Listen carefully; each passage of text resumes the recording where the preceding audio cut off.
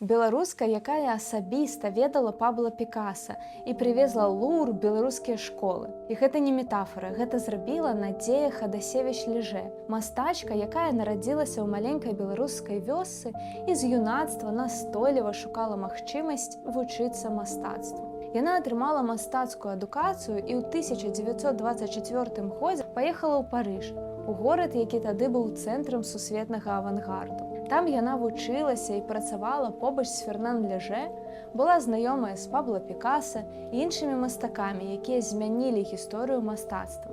Але нават у цэнтры еўрапейскай культуры яна паслядоўна называла сябе беларускай. Надзея свядома вяртала сусветнае мастацтва ў Беларусь.